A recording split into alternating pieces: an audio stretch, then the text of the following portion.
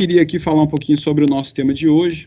Eu vou pedir licença aos senhores para ler o tema aqui, porque para não travar a língua, né?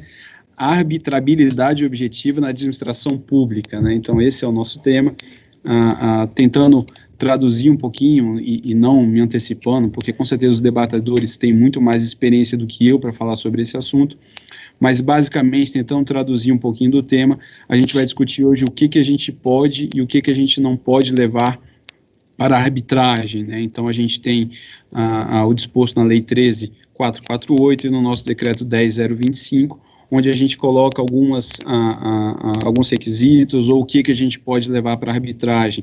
Então, é qualquer assunto, a gente pode levar, por exemplo, uma multa, né? Então, tem uma discussão de uma multa de 15 mil reais que uma agência reguladora aplicou sobre uma concessionária. Ela pode levar?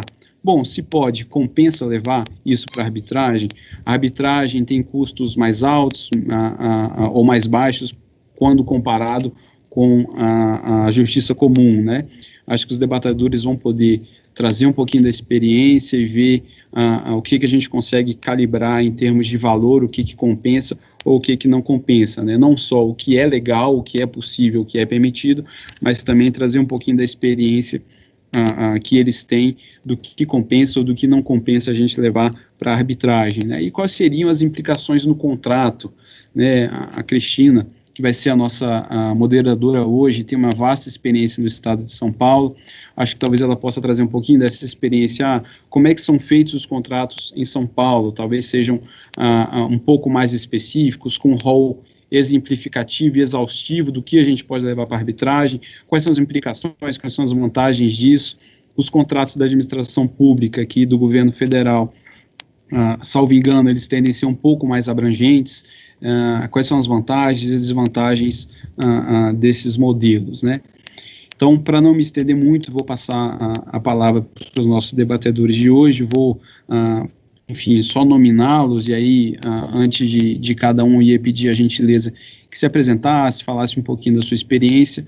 Então, a gente tem hoje a Cristina, que vai fazer a moderação, né, gentilmente se dispôs a fazer a moderação desse nosso painel de hoje, que, como eu coloquei, é um dos mais importantes, onde a gente vai discutir sobre o que compensa e o que pode ser levado para a arbitragem. A gente tem o Arthur, que também nos acompanha hoje, vai ser um dos nossos debatedores. A gente tem a Eugênia, a Adriana e a Natália.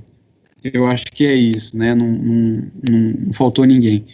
Então, senhores, queria desejar a todos aí uma excelente tarde de trabalho, né? A gente vai ter, com certeza, várias experiências e várias discussões que vão enriquecer aqui o nosso dia a dia, e eu tenho certeza que a gente vai sair muito mais capacitado do que a gente está começando. Então, sem me alongar, queria passar a palavra para a Cristina. Cristina, mais uma vez, muito obrigado pela disponibilidade. Quero que vocês saibam aí, vocês 6 que estão conectados e se dispuseram a estar conosco hoje aqui, que vai ser muito enriquecedor, e o Ministério da Infraestrutura, fala em nome do Ministro e do Secretário Executivo, estão muito gratos pelo tempo dos senhores hoje. Então, Cristina, a palavra está contigo e muito obrigado.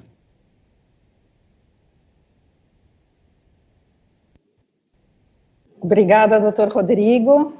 Palavras bem animadoras para a gente começar o nosso debate. Mas antes da gente começar propriamente o seminário, eu gostaria de passar a palavra para a doutora Márcia Ferrari, que vai fazer uma pequena introdução em nome do Grupo InfraWomen Brasil. Márcia. Muito boa tarde a todas e todos, é uma felicidade estar aqui hoje e iniciando esse trabalho sobre arbitrabilidade objetiva na administração pública. E só falando um pouquinho, né, essa iniciativa, ela vem da assinatura que fizemos, né, o InfraWomen junto com o Ministério da Infraestrutura, e ele visa, acima de tudo, trazer conhecimento, né, não só para mulheres, mas para todos que têm interesse em cima do tema. O nosso grupo tem mais de 300 pessoas hoje em dia. Ele visa basicamente trazer visibilidade e fortalecer a presença das mulheres no setor de infraestrutura, também networking, disseminar conhecimento técnico e de mercado, e também organizar eventos como os de hoje. Segundo o Gender Report de 2017, o Gender Gap é de mais ou menos 79 anos para as mulheres chegarem aonde os homens estão hoje. E a nossa ideia, basicamente, é diminuir um pouco esse gap, com a ajuda de todos e de todas, tá bom? Falando isso, se vocês quiserem conhecer mais o grupo, o InfraWoman, é só entrar no nosso site, infrawoman.com, e, por favor, faça parte. Lá tem um formulário, é só preencher e fazer parte do nosso grupo. Queria agradecer muito a Cristina, principalmente, que ela está coordenando esse grupo, Arthur, Natália, Adriana, Eugênia, e desejar um excelente evento. Muito obrigada. Cristina, com você. Obrigada, Márcia. Bom, vamos dar início, então, ao seminário de hoje, que é esse tema, arbitrabilidade objetiva, que, como o doutor Rodrigo já adiantou, a gente pode traduzir em o que é que pode ser levado para uma discussão em arbitragem, né? Porque existiu, isso vai ser apresentado para vocês, toda uma discussão da possibilidade da administração pública ser utilizada a arbitragem ou não, né? E uma das discussões era que, em regra, os direitos, as disputas que envolvem um ente público estão sob o manto da indisponibilidade do interesse público, e isso não poderia ser levado para um tribunal fora do âmbito do Poder Judiciário, né? Essa é uma discussão já superada, no sentido de que é perfeitamente possível a administração pública se valer da arbitragem. E aí o tema que tem um dos maiores destaques é justamente, nas discussões hoje em dia, é justamente essa questão de qual a matéria que pode ser levada à arbitragem, porque a Lei Federal de Arbitragem faz referência à possibilidade de serem levadas à resolução via arbitral os direitos patrimoniais e disponíveis. Bom, o que significa isso, né? A gente tem um campo enorme de discussão em cima dessas duas palavras, né? Patrimonial nem tanto, mas direito disponível, né? Então, esse é o objetivo da nossa discussão hoje, e a gente quer entrar numa discussão bem prática também, ou seja, não só ficar na teoria, mas entrar nas particularidades dessa discussão, né? E para isso, nós vamos começar com a doutora Eugênia Marola. A Eugênia, ela é doutora e mestre em Direito pela PUC de São Paulo, é bacharel em Direito pela Universidade de São Paulo, é procuradora do Estado e atualmente exerce o importantíssimo cargo de subprocuradora-geral do Estado, chefe da área da consultoria. Ela coordena as atividades de consultoria e assessoramento do Poder Executivo e das entidades autárquicas de todo o Estado de São Paulo, e também supervisiona as mediações e arbitragens envolvendo a administração direta e as autarquias do Estado de São Paulo. Eugênia, obrigada de participar, eu passo a palavra para você, então. Bom, boa tarde a todos. Primeiro, eu queria agradecer ao Ministério da Infraestrutura, ao InfraWoman, pela iniciativa, né? Queria agradecer a Cristina, né, pelo convite e pela mediação, né? Dizer que é uma honra estar aqui com o Arthur, com a Adriana, com a Natália, né, que são pessoas incríveis, e agradecer também por esse tema, que como a Cristina colocou, esse tema da arbitrabilidade objetiva talvez seja o tema central aí quando a gente fala de arbitragem envolvendo a administração pública, né? É um tema que suscita dúvidas, reflexões há muito tempo.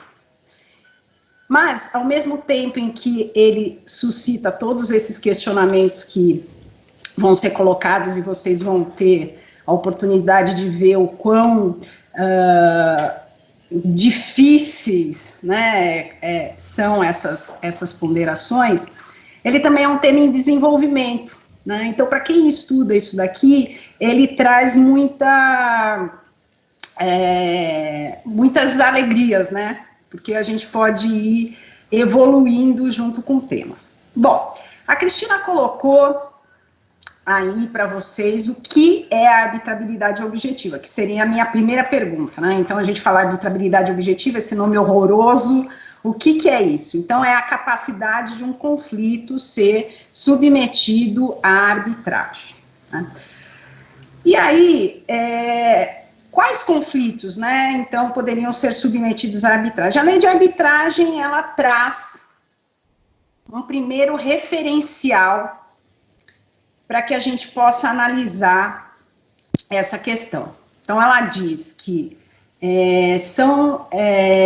podem ser resolvidos por meio de arbitragem conflitos envolvendo direitos patrimoniais disponíveis. Bom, direitos patrimoniais disponíveis é um conceito jurídico indeterminado. Se no âmbito do direito privado isso já suscita alguma discussão, no âmbito do direito público é muito pior, né?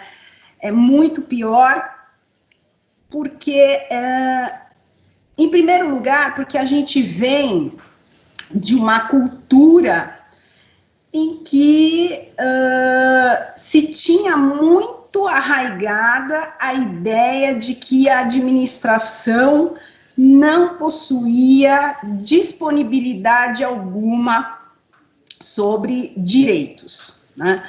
Então, é um pouco a ideia de função administrativa. Então, a pessoa que está exercendo a função pública, ela não é a proprietária do bem, ela não é o sujeito, né, de direitos, ela está ali exercendo uma função em prol da coletividade. E ela lida com direitos e bens que não lhe pertencem. Então, diferentemente do privado, ela trabalha com bens e direitos que são de toda a comunidade. Então, portanto, ela não teria disponibilidade sobre esses bens. A disponibilidade, ela seria limitada pela lei. Então, apenas aquilo que a lei dissesse que é disponível, que ela pode, de alguma maneira, dispor, é que seria, de fato, disponível. Bom, isso perdurou por muito tempo na administração pública, tanto é que a lei de arbitragem, ela é de 96, e apenas em 2015, né, portanto, aí quase 20 anos depois, é que, por uma mudança legislativa que previu expressamente a possibilidade da administração pública fazer o uso da arbitragem, então a lei de arbitragem passou a ter essa previsão de maneira expressa, é que se passou a considerar que, bem, a administração pública, então, possui direitos patrimoniais disponíveis, porque se uma vez que houve a alteração legislativa, isso é previsto de maneira expressa, então, se reconheceu de uma maneira mais tranquila a existência de direitos patrimoniais disponíveis. Bom, então a gente superou essa primeira fase, superou pelo menos no âmbito do Poder Executivo. Isso deu mais tranquilidade para que os administradores públicos passassem a fazer o uso da arbitragem nesses contratos, principalmente de infraestrutura. Antes da lei de arbitragem, a gente usava, antes dessa alteração na lei de arbitragem, apenas contratos internacionais que recebessem recursos de entidades internacionais. Isso eu estou falando de administração direta, não estou falando de administração indireta, empresas e sociedades de economia mista que possuem um regime jurídico mais próximo do regime jurídico do privado. É que Então, só esses contratos administrativos, 8666, que recebessem recursos de organismos internacionais e que tinham que seguir as guidelines desses organismos internacionais, é que usavam ou previam a possibilidade de utilização de arbitragem, e mesmo assim, a administração pública colocava essa cláusula arbitral, né, essa cláusula compromissória, mas na hora de que o conflito surgia, sempre vinha aquela discussão sobre a indisponibilidade de direito público. Isso muitas vezes foi oposto em face do privado para não se levar a disputas envolvendo a administração pública à arbitragem.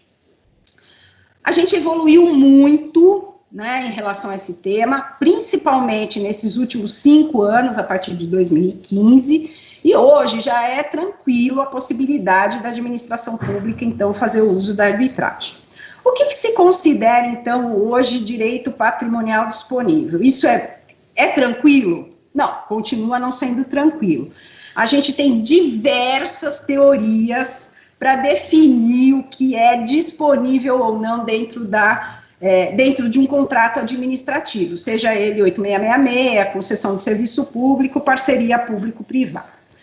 A ideia central, que eu acho que tem que ser trazida, é a seguinte: aquilo que a administração pública age com poder de império, né, então ela está fazendo uso de poder, isso não poderia ser levado à arbitragem, né? Isso teria que ser resolvido no âmbito do Poder Judiciário. Aquilo que for ato mais de gestão, ato contratual, em que a administração pública ela não está se valendo da sua posição de supremacia, ou sua posição de poder público, usando o ius imperi, então poderia ser levado para a arbitragem. Essa é uma ideia macro. Quando a gente transporta isso para um contrato de concessão PPP, começa a trazer as perplexidades aí que a gente vai ver no decorrer das apresentações. Por quê? Porque ainda hoje, no direito administrativo, os contratos seguem a matriz francesa. Ou seja, a gente não tem só cláusulas econômicas, cláusulas negociais, cláusulas bilaterais aí dentro de um contrato administrativo. A gente também tem cláusulas regulamentares, ou seja, cláusulas em que a administração se vale de alguma forma aí do seu poder de império e do seu poder exorbitante. Então, quando a gente traz isso para cláusulas contratuais, fica muito difícil, na prática, você saber o que é patrimonial e o que é aí poder de império, né? A verdade é a seguinte, que a gente só consegue fazer isso quando o conflito surge. A gente não consegue pré-determinar o que é arbitrável ou não, com base só nas premissas teóricas, né? A gente vai ter que fazer uma subsunção aí dos fatos da cláusula contratual a essa ideia de direito patrimonial disponível para verificar se é ou não hipótese de arbitragem. E aí, uma primeira reflexão que eu acho que todo mundo tem que fazer dentro da administração pública é que a arbitragem, ela tem o princípio da competência, ou seja, quem vai avaliar se determinado conflito é ou não arbitrável é o árbitro, não é o Poder Judiciário, né? Então, o árbitro, ele tem esse poder de analisar a própria competência. Então, esse é algo que tem que estar dentro aí da avaliação da administração pública quando opta pela via arbitral, tá? O que eu posso dizer aí, avançando um pouco, já que o tempo é curto, né? A gente, em relação ao que é direito patrimonial disponível, a gente tem um campo de certeza quando a gente está falando de contratos da administração, campo de certeza positivo, um campo de certeza negativo, e a gente tem uma zona cinzenta absurda, né? Então, hoje, a gente já tem aí equilíbrio econômico-financeiro pacífico, que isso é arbitrável, né? De outro lado, bom, poderes exorbitantes, alteração unilateral, pode ser passível aí de arbitragem? Não. A decisão sobre uma alteração unilateral, não. O efeito patrimonial, sim, né? Então, a gente tem um campo de certeza positivo e negativo, e a administração pública tem trabalhado um pouco com isso, seja por meio de leis, e aí, assim, a gente vai definir o escopo, né, da arbitragem. Então, a gente já tem essa pré-definição da zona positiva e negativa, seja por meio de lei, seja por meio de decreto, seja nas cláusulas aí compromissórias, nas cláusulas arbitrais. Então, isso diminui a zona de incerteza, né, e permite para a administração pública, para o administrador, avaliar, né, o que de fato faz sentido levar para a arbitragem, né? Então, é um tema, assim, bastante complexo. Eu acho que a Adriana, a Natália, o Arthur, eles vão trazer aí mais elementos sobre essa arbitrabilidade que, assim, vão demonstrar essa complexidade, mas o que eu queria dizer é que hoje a gente tem ferramentas bastante importantes para diminuir, então, essa zona de incerteza e trazer mais para o concreto o que são direitos patrimoniais disponíveis.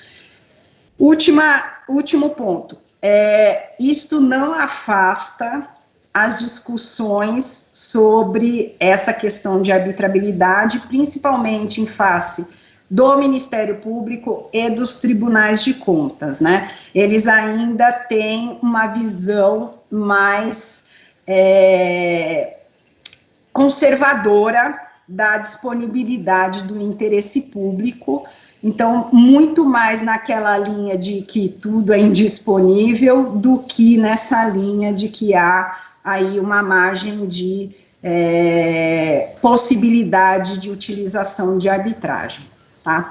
Então, eu agradeço e retorno a palavra, Cristina. Eugênia, obrigada, você já trouxe uma introdução excelente, né, como sempre. Eu não fiz a minha apresentação no início, mas eu fui procuradora do Estado durante 27 anos, tive o prazer de trabalhar muito proximamente a Eugênia, fizemos belos trabalhos aí em conjunto.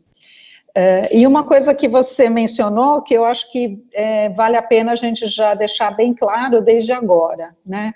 Quando surge a dúvida no âmbito quando surge essa discussão já no âmbito de uma arbitragem, né?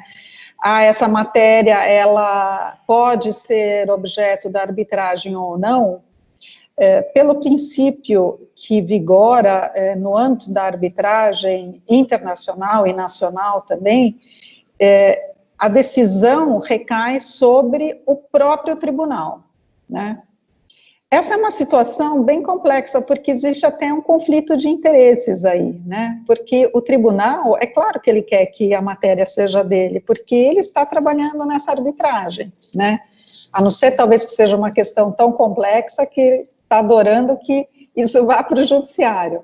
Mas é uma decisão que precisa ser tomada pelo próprio tribunal, onde, no fundinho, ali pode haver até um conflito, porque interessa para ele ficar com essa matéria. Por isso que é importante a gente discutir isso, ser bem claro, porque essa decisão que o tribunal emitir, ela pode ser questionamento depois, pode ser objeto de questionamento perante o Poder Judiciário, né, por descumprimento da lei de arbitragem, né, que reduz a arbitrabilidade a questões patrimoniais e disponíveis, Mas ninguém quer isso, porque o objetivo justamente de ir para a arbitragem é ter um procedimento mais célere, mais eficiente, mais rápido, para uma solução mais expedita do que aquela levada ao Poder Judiciário, né?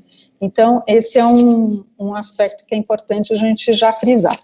Bom, eu vou passar a palavra agora para a Adriana Sarra. A Adriana, ela é coordenadora adjunta, junto comigo, dessa liderança setorial de mediação e arbitragem do InfraWomen Brasil. Ela é advogada integrante da equipe de projetos e arbitragem do escritório Toledo Marchetti Advogados, bacharel em Direito e mestre em Direito Civil pela Faculdade de Direito da Universidade de São Paulo, doutoranda em Direito Civil na mesma instituição e é autora do livro O Contrato de EPC, Engineering, Procurement and Construction. O objetivo nosso nessas discussões é trazer justamente a visão de integrantes das advocacias públicas, como no caso a Eugênia e o Arthur, né, e também de advogadas que atuam no setor privado, que aqui estão sendo representadas, então, pela Adriana e pela Natália, que vai falar mais à frente, justamente para a gente ter aí a visão de todas as pessoas que atuam nesses procedimentos arbitrais. Adriana, passo a palavra para você. Muito obrigada. Eu me contento muito de ver essa iniciativa, né, do InfraWomen que a gente está construindo, poder fazer parte disso, e eu acho que é extremamente frutífero estabelecer esse diálogo entre o poder público e a iniciativa privada, e levar para debate todos esses temas que, como a Eugênia bem colocou, são temas que ainda estão sendo desenvolvidos e estão sendo aperfeiçoados em diversas iniciativas, inclusive essa que a gente está participando agora. Então, é uma alegria muito grande poder estar hoje aqui com vocês tratando desse assunto. E, especialmente para mim, é muito... Eu trago uma visão que talvez seja um pouco até diferente, porque eu fui formada trabalhando na advocacia privada e atualmente eu tenho trabalhado representando entidades da administração pública em procedimentos arbitrais contra partes privadas. Então, eu parti da visão da parte privada e agora eu compreendo também um pouco da visão da parte pública. Eu acho que isso é uma coisa muito enriquecedora para trazer para esse debate. E partindo agora um pouquinho para o nosso tema mesmo da arbitrabilidade objetiva. Como a Eugênia colocou, é um tema que ele tem ainda muita discussão, ele tem uma zona cinzenta muito grande. Essa zona cinzenta, ela já começa na própria definição do que é direito patrimonial disponível. Não existe um critério que esteja 100% adotado pela doutrina e pela jurisprudência. Por exemplo, existe a diferenciação de interesse público primário e secundário, tem aquela visão mais antiquada de que nenhum interesse da administração seja disponível, a visão essa que já está efetivamente superada, e tem esse outro critério que é justamente da diferenciação entre atos de gestão e atos de império, que, a meu ver, é o critério que apresenta maior aplicabilidade prática. Partindo desse pressuposto, uma análise que eu gosto muito de fazer é a partir das prerrogativas que a lei de licitações, 8666, elenca como sendo prerrogativas da administração pública, né? E agora eu vou começar a trazer para vocês um pouquinho dos problemas que a gente enfrenta na prática. Bom, muito bem. Vamos partir, então, dos critérios de que ato de gestão pode ser submetido à arbitragem, ato de império não é arbitrável. Mas o que isso significa na prática? Então, vamos lá. Quando eu vou para o artigo 58 da Lei de Licitações, tem lá 5 prerrogativas da administração pública. A primeira delas é a de modificação unilateral do contrato. Então, a gente já começa a ter algumas discussões aí, supondo que o particular ingresse com uma arbitragem reclamando de algum tipo de modificação que teve do seu contrato. O que esse particular vai poder pedir na arbitragem? O particular pode pedir que a modificação unilateral da administração foi um ato ilícito e pedir que esse ato ilícito seja anulado pelo tribunal arbitral. A mesma coisa com relação ao inciso 2º desse artigo, que trata da rescisão, que é uma prerrogativa da administração rescindir unilateralmente o contrato nos casos especificados no inciso 1º do artigo 79. E depois esse artigo faz uma outra remissão para outro artigo, e lá tem tanto as hipóteses de rescisão por conveniência da administração, quanto por inadimplemento do privado. Um privado que discorde do ato de rescisão da administração, o que ele pode pedir na arbitragem? Ele vai poder pedir para anular o ato da administração pública que rescindiu o contrato e pedir para restabelecer o contrato?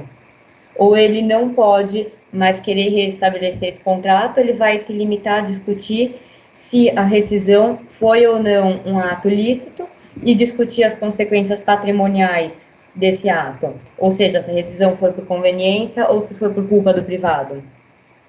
São questões que a gente ainda não tem uma resposta e a gente está tendo que enfrentar isso na prática.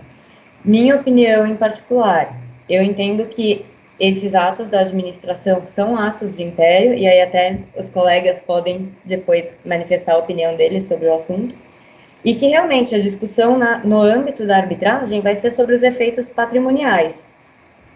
Não cabe ao tribunal arbitral, por exemplo, desconstituir um ato administrativo que foi feito no âmbito de um processo administrativo, rescindindo um contrato. A mesma coisa para o inciso 3º do artigo 58, que trata de fiscalização. Tem, inclusive, um caso que já foi julgado, é o caso Sabesp versus Franca, que teve justamente essa discussão.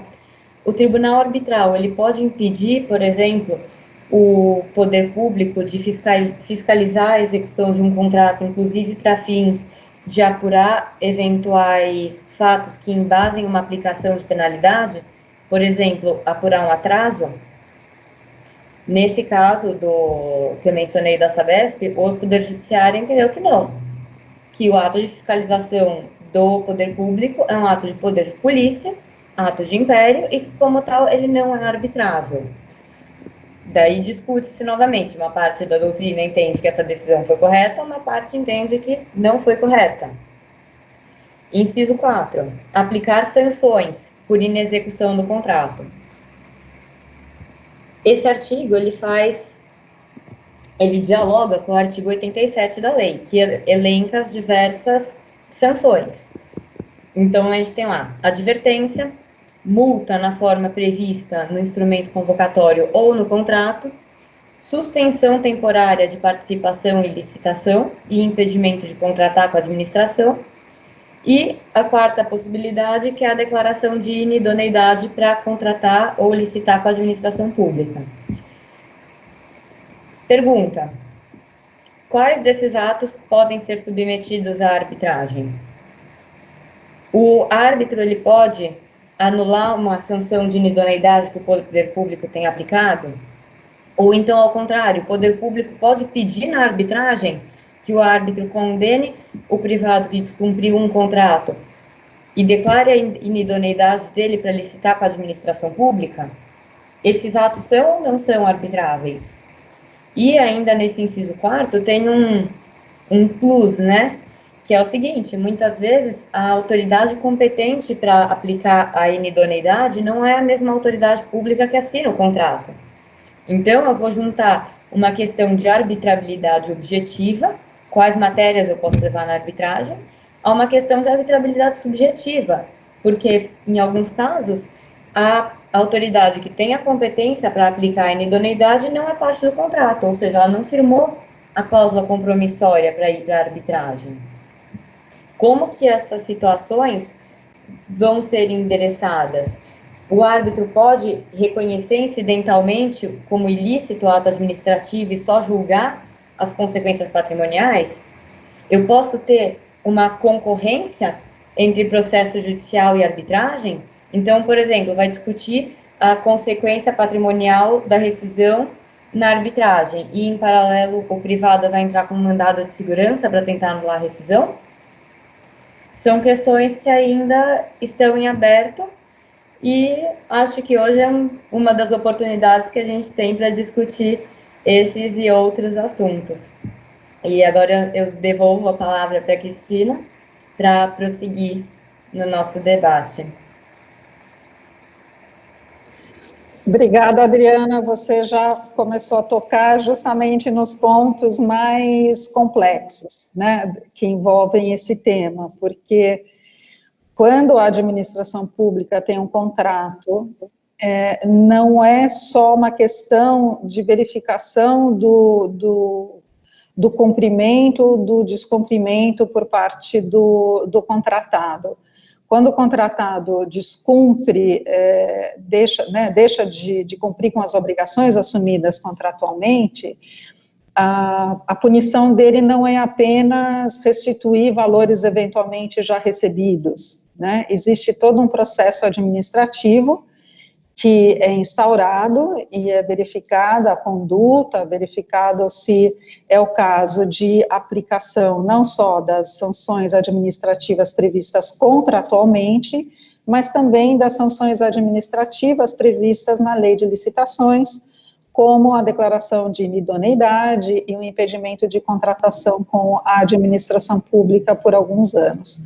Então, essas são atos da administração que existe, então, essa discussão se esses atos poderiam ser levados à arbitragem ou não, né, ou se uma decisão de um árbitro, como foi o caso da Sabesp, salvo engano, de impedir o prosseguimento de qualquer ato de fiscalização da empresa em relação ao contrato, o que implicaria em não só receber valores eventualmente já pagos, mas implicaria em retirar da administração o poder e o dever de fiscalizar a conduta naquele contrato para ver se haveria algum outro tipo de sanção administrativa a ser aplicado, né? Então, essa é a discussão.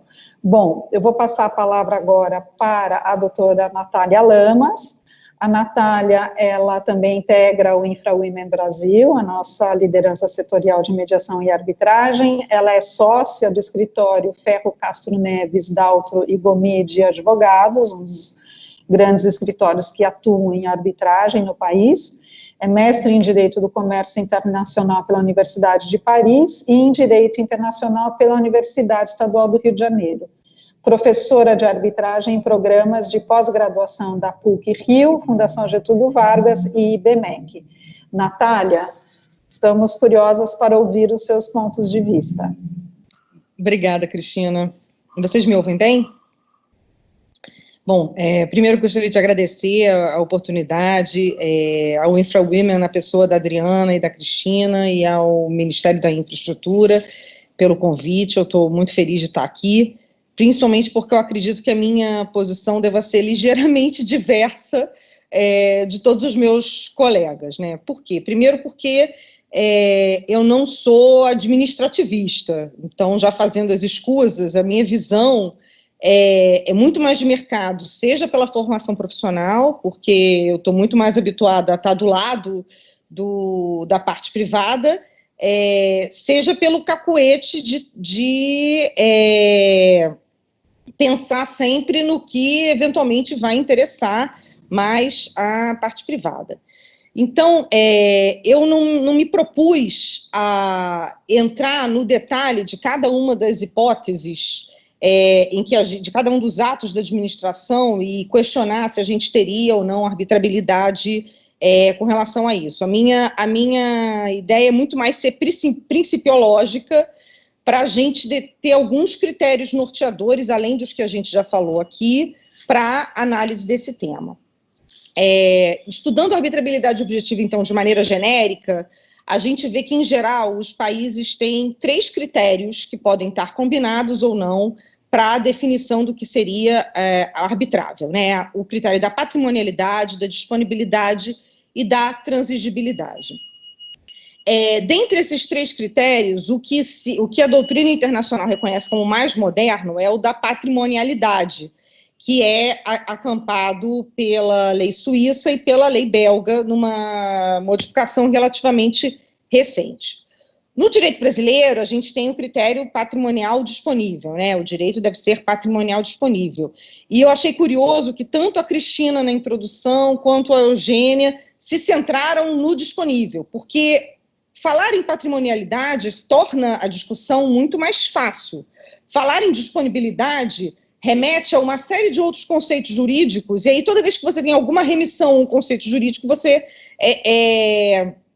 torna a questão mais difícil, né? Em geral, a gente costuma falar, numa visão estritamente de direito privado, que disponibilidade é um direito sobre o qual uma parte tem a disponibilidade e um direito sobre o qual a parte tem a liberdade de contratar, né? Ou seja, é um direito sobre o qual não incida uma norma de caráter imperativo, ou uma norma de caráter cogente, né? Só que se a gente fosse ter essa visão de que apenas os direitos sobre os quais só incidam normas de caráter supletivo, os direitos em que a parte tenha ampla liberdade de contratar, sem nenhum tipo de restrição ou baliza legal, se a gente fosse ter a visão de que só esses direitos fossem arbitráveis, a grande verdade é que a gente nem começaria a falar em arbitragem envolvendo a administração pública. E como a Eugênia bem falou, a lei já admitiu, então tem que ter algum campo para arbitragem envolvendo a administração pública, não tem jeito. Então, ao longo do tempo, na França, que é um dos países mais desenvolvidos em termos de legislação arbitral e que inspirou muito o Brasil também, e inspira diversos outros países nas suas legislaturas com relação à arbitragem, então, por muito tempo se desenvolveu a noção na França de que a existência de uma norma de ordem pública sobre uma determinada matéria não criava a indisponibilidade daquele direito, não tornava aquele direito, consequentemente, inarbitrável, mas obrigava o árbitro, assim como o juiz, a aplicar a norma de caráter imperativo.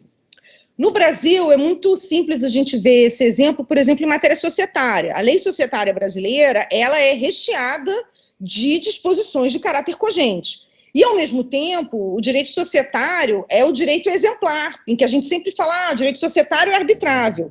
Então, como é que a gente coaduna essas duas premissas, né? A gente coaduna dizendo, o árbitro, diante de uma disputa societária, vai aplicar a lei das SA, por exemplo, que tem diversas disposições cogentes, tal como se o juiz fosse, ele está obrigado a aplicar o direito mandatório.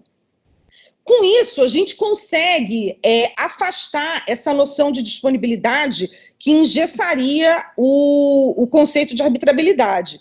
Mas aí fica aquela dúvida, então, o que é disponibilidade? Porque a lei não tem palavras à toa, né? Mas a grande verdade é que, assim, pelo menos na minha modesta opinião, eu acho que a disponibilidade é dispensável. Assim. No fundo, o maior critério é sempre o da patrimonialidade. E essa discussão que a gente está tendo aqui, ela reflete essa realidade. Tanto que o artigo 2º do Decreto da Infraestrutura, né, e todos os exemplos que a Adriana deu e que a Eugênia deu, a grande questão é sempre, olha, as consequências patrimoniais, a avaliação patrimonial, o reequilíbrio econômico-financeiro do contrato, tudo isso pode ser arbitrável. O restante é que a gente fica com dúvida se pode ser arbitrável ou não. Então, examinando a questão de maneira genérica, eu acredito que a resposta sobre se um assunto é arbitrável ou não depende da forma e do valor como você enxerga a arbitragem, né? À medida que a administração pública decide colocar uma cláusula compromissória num contrato e tornar ele mais atrativo para o investidor privado por causa da presença daquela cláusula compromissória, ela está depositando uma confiança na arbitragem como um método de resolução de conflitos.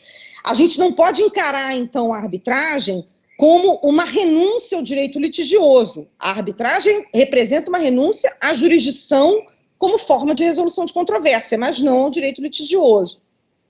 Então, enxergando a arbitragem como uma coisa positiva, eu sou da posição enfim, de que a gente tem que ter sempre uma leitura favorável à arbitragem.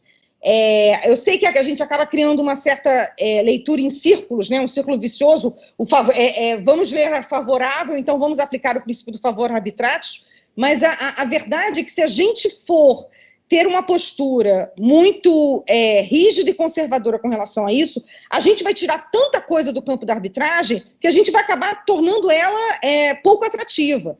E aí, trazendo para o exemplo do que a gente está tratando aqui, que a gente vai discutir na segunda parte, nas perguntas, mas só para deixar a questão, a Adriana falou muito bem das prerrogativas do artigo 58 da Lei de Licitações, né? Bom, a noção foi sempre de que o ato administrativo que representa o exercício do poder de polícia, do poder de império, não pode ser submetido à arbitragem, mas as consequências financeiras dele, sim. Isso parece até uma formulação muito palatável, e não é à toa que ela ganhou a adesão de muitos doutrinadores, mas se você começa a perquirir mais, você fica na dúvida do quanto isso é operacionalizável. Diante de uma arbitragem, então, você formula o pedido para declarar ilícito o ato, para declarar ilegal, se a administração, no momento em que ela exerceu essa prerrogativa, essa prerrogativa especial da administração, se ela saiu dos ditames legais, o árbitro pode reconhecer essa saída dos ditames legais. O exemplo, por exemplo, do aumento de escopo em 25%. A administração pode aumentar o escopo em 25%. Se a administração resolve aumentar o escopo em 30%, o árbitro poderia reconhecer a ilegalidade e extirpar esses 5% do aumento de escopo. Enfim, essas são questões que se colocam na prática, principalmente porque se a gente vai admitir somente que a consequência patrimonial é arbitrável, a gente pode estar criando um problema que já foi antecipado pela Adriana, de obrigar a parte, então, a iniciar um mandato de segurança, impetrar um mandato de segurança para discutir o ato e iniciar uma arbitragem que, a rigor, teria que ficar esperando. Porque a legalidade, discutir as consequências econômicas do ato é algo que depende da discussão sobre a legalidade do ato, né? Se o ato foi ilegal, as consequências financeiras vão ser uma. Se o ato foi legal, dentro do âmbito do que a administração pública pode fazer, as consequências financeiras vão ser vistas de uma outra maneira. Então, sem querer dar nenhuma resposta, porque eu acho que eu sou incapaz disso, eu, na realidade, vim trazer muito mais problema, e propor que a gente tenha uma leitura favorável à arbitrabilidade objetiva, né? Primeiro porque se colocou a cláusula, um pouco na linha do que a Eugênia falou, que eu achei muito interessante. Se a administração resolveu, se a lei permitiu e a administração resolveu colocar a cláusula, então a noção é de que a forma de resolução de controvérsias de um determinado contrato administrativo a principal forma, vai ser a arbitragem. Então, vamos prestigiar a arbitragem e dar aos árbitros os elementos para que eles possam, então, dar um julgamento célere, sem precisar esperar o judiciário se manifestar sobre um determinado assunto, enfim.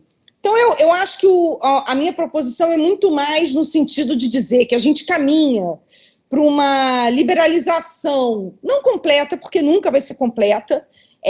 Eu tenho o sentimento, por exemplo, de que o exercício do poder de fiscalização é um exercício exclusivo da administração e, por isso, não seria arbitrável. Então, eu acho que, por exemplo, a sanção de inidoneidade me parece muito clara que é uma sanção que não poderia ser submetida à arbitragem, mas há, no meio do caminho, diversos outros atos da administração, mesmo que sejam exercício de cláusulas exorbitantes do artigo 58, que poderiam dar ensejo a uma discussão na arbitragem, permitindo que o árbitro conheça da matéria, aprecie a matéria, apreciando também as consequências financeiras daquele ato num segundo momento. Essa leitura pró-arbitragem, ela não obviamente, não tirei da minha cabeça, ela hoje em dia, a grande parte da doutrina arbitralista nem perquire mais qual é a lei aplicável ao assunto arbitrabilidade, justamente porque a noção é de que a maior parte das legislações é muito permissiva à arbitragem, Então, fica na dúvida só, então, o que não é arbitrável? Em geral, quando se fala desse assunto de maneira genérica e não específica para arbitragem envolvendo a administração pública, a gente costuma dizer que são somente aquelas competências exclusivas do Estado, aquelas prerrogativas do Estado em tal como Estado, né? É por isso que falar em fiscalização me parece muito mais próprio de ser um ato não arbitrável, porque ali é o Estado tal como Estado, e não o Estado como um agente privado, ou funcionando ao lado de um agente privado com algum nível de equiparação com o agente privado.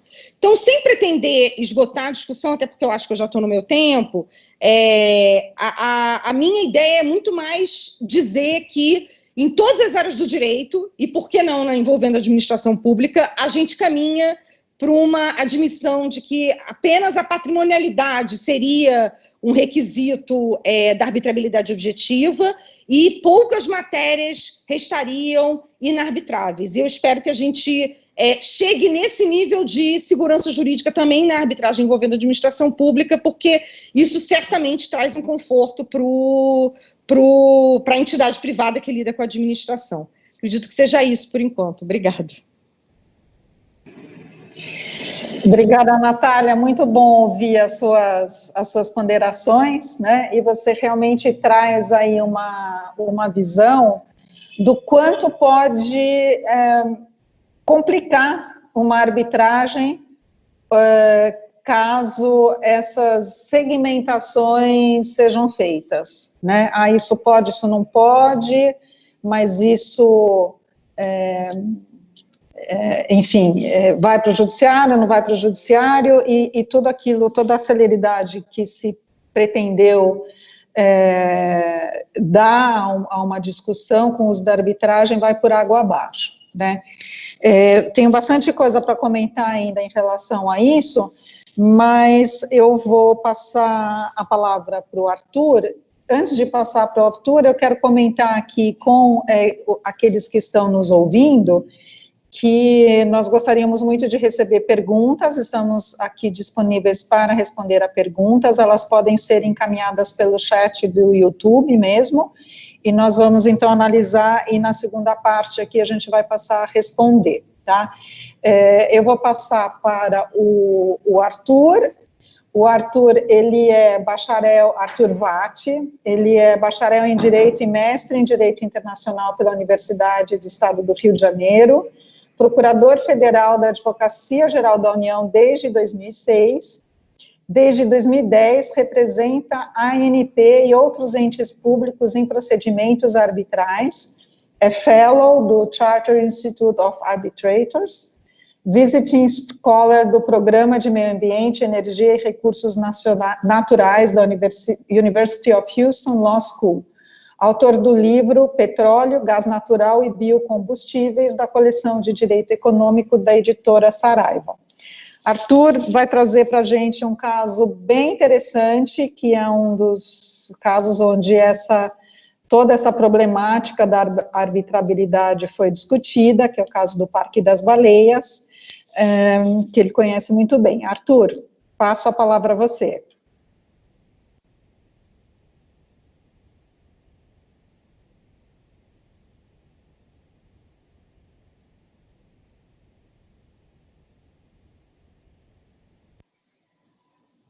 Arthur? Gente, desculpa, aquela gafe comum do microfone que a gente deixa desligado. Boa noite a todas, colegas, nesse formato do InfraWomen, que é bem interessante estar nessa visão aí, representando a minoria e vendo as mulheres ocuparem esse espaço, e agradeço muito o convite de participar. Eu tenho gostaria de comentar o caso concreto que eu atuei e outros casos correlacionados, mas antes, assim, já abrindo essa discussão que foi iniciada muito bem pela doutora Adriana e doutora Natália, é muito interessante, assim, a gente tem um contexto qual é o problema quando a gente vai discutir arbitrabilidade, ou o que os árbitros podem determinar? A gente tem um contexto brasileiro em que a gente tem um judiciário que ele interfere bastante nas decisões do Poder Executivo. Ele manda sustar atos e retirar, através dos institutos do mandado de segurança, etc., interpretado de uma forma bastante ampla, retirar indeniidades e até liminarmente, em primeira instância, declarar atuações como inconstitucionais, etc. Aí entra-se toda numa discussão enfim, de ativismo e tudo mais, que obviamente eu não vou entrar nelas, mas a gente tem na nossa lei de arbitragem uma disposições que os árbitros teriam, de certa forma, o mesmo poder do Poder Judiciário. Então, assim, se você vai estritamente pelo direito brasileiro, ou principalmente como o direito brasileiro vem sendo aplicado pelo Poder Judiciário, a gente vai ter os árbitros, em tese, também podendo fazer tudo isso, e aí você entra nessas questões de poder de império e atos de gestão de uma forma muito mais intensa.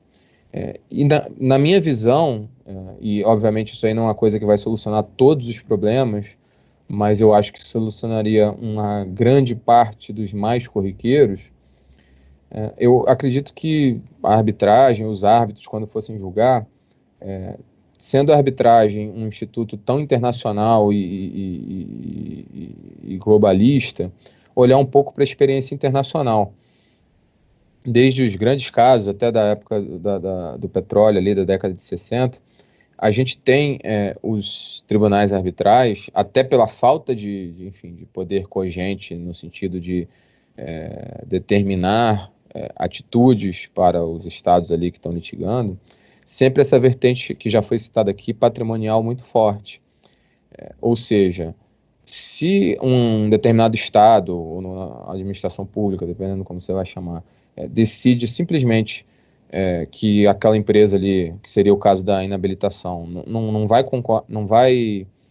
contratar com ela, ou vai expulsar ela do país, como a gente tem lá naquelas questões de desapropriações na indústria do petróleo, etc., até pela posição dos tribunais internacionais, e que talvez os tribunais nacionais talvez pudessem até ter como espelho, ele não vai determinar, no caso, a nulidade da inabilitação, ou enfim, determinar o estado que receba e que continue aquela empresa lá perfurando petróleo, etc., no estado, porque simplesmente não vai conseguir ser executado, e daí que surgem a maioria desses problemas.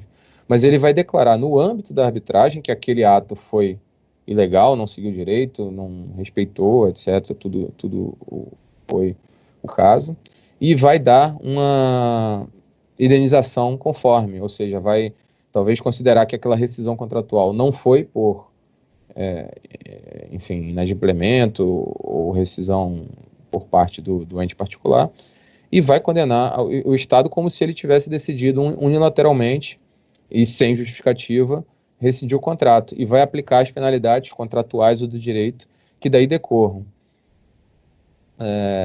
Feito isso, você consegue separar muito bem os atos de gestão dos atos de império, trazendo já para uma esfera nacional, e é óbvio que uma administração pública que teve aquela rescisão, por exemplo, a decisão sobre inabilitação para contratar, totalmente desconstituída no âmbito de uma arbitragem, provavelmente ela vai, se for ponderada e não tiver, enfim, vícios graves que a levem a buscar a nulidade daquilo, reconhecer também administrativamente e desfazer aquele ato de império fundado em premissas contratuais equivocadas. E se não o fizer, a via do mandado de segurança e outras vias judiciais vão ser a forma mais eficiente, e aí realmente não dá para escapar do juízo estatal, para realmente, enfim, se a empresa entende que é o direito dela, forçar ali, que volte a ser habilitada, etc. Mas a arbitragem, o painel arbitral, ele vai conseguir fugir muito dessas questões se ele se está julgando um litígio contratual, ele se se mantiver no âmbito da decisão dentro daquele contrato sobre o responsável pelo inadimplemento, e não determinar, como tem muitos exemplos, e acho que a gente vai debater nas perguntas, desfazer aqueles atos e tentar determinar uma série de coisas para a administração ou até o particular. Esse layout, ele resolve bastante coisa e acho que é uma base para a gente, nas perguntas, enfim, debater casos, enfim, específicos ou concretos, que essa linha de atuação talvez nos permita chegar a um caminho, enfim, que, como eu disse, não vai resolver tudo, a gente tem muitas questões que está muito emberecado ali, o que é o ato de império com o ato de gestão. Mas eu fiz essa introdução para entrar nesse debate aí,